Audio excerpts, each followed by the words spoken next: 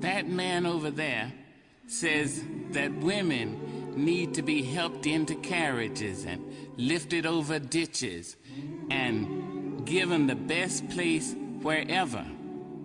Nobody helps me into carriages, nor over the muddy patches, or gives me any best place.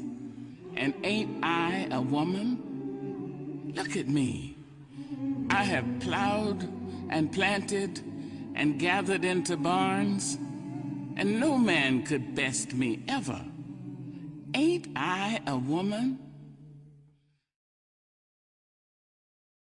Documentary. What were your initial thoughts before and after watching the documentary? So I actually have been following this R. Kelly situation for a really long time, ever since the parents came out. I think it was around like 2014 or something like that. The parents came out. That's when I first was like, oh yeah, no, I can't listen to his music anymore.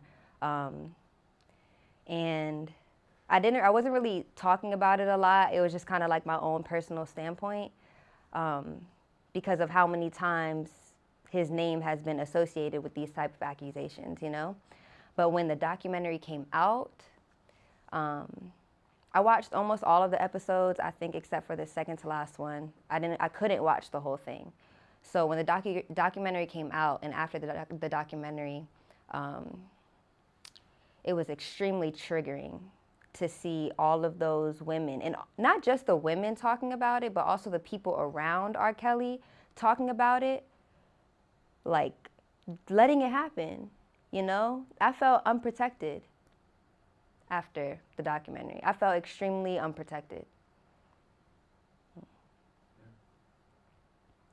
All right, so you know how it was played up, like before it all came out, the documentary we're talking about. So you've seen commercials, people were talking about it, social media, the Shade Room covered a lot of it. What purpose do you feel the documentary served? I feel like it answered everybody's question. It made everybody pick a side. You know what I mean? Like, either not even like pick a side. It was like, these are undeniable facts now. Like, you cannot really sit here with a right mind and say that he didn't do it. You know what I mean? I feel like it answered that question. If anybody had any doubt, it was at that moment, once the documentary came out, the doubts were silenced. Like, you can't deny it anymore. Okay. During the documentary, was there anything specifically that you were looking for in the documentary? I think that, like, the answer. Did he really do it? You know what I mean? Like, is there any chance that he didn't do it? Because at the end of the day, he still is a black man. I still want to kind of protect him sometimes, but after the question was answered, it was like, nah, like, like I can't, you on your own, bro. Like, all of those people that you hurt, all those families that you broke apart, all of those, like, bodies and souls that you literally tore apart not even single-handedly. Like, you had a team around you helping you do this, you know? That was crazy. I don't know. So I got an answer out of it. I was actually, like, heartbroken. I think that's the part that hurt me the most, because I don't know R. Kelly. I don't know these women. I feel like an emotional connection to them just because, like, I am a woman and I can identify with them. But I saw, like, black men. I was really hurt by the fact that black men did not rally behind black women. All of the times that black women have rallied behind black men, like before they even rallied behind themselves, I could talk about the Black Panther movement. I could talk about Black Lives Matter. I could talk about so many instances where black women really stepped up and rallied behind black men when they were getting persecuted, when they were getting crucified.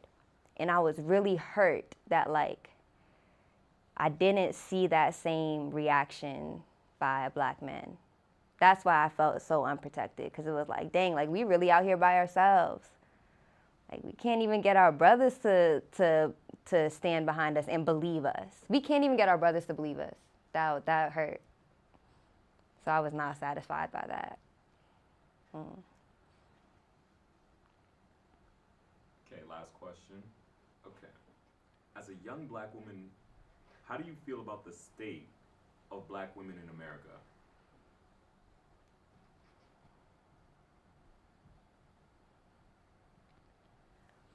I feel like we don't care what America thinks we are. I feel like whatever the state of black women in America is, like, irrelevant, you know, like, why does it matter what we look like, what we feel like, what we seem like in the eyes of this country who has never cared about it in the first place? So I feel like the state of black women in America is completely independent of all of what America is, you know what I mean? Like, completely independent of that. And that could be a good thing or a bad thing, you know what I mean?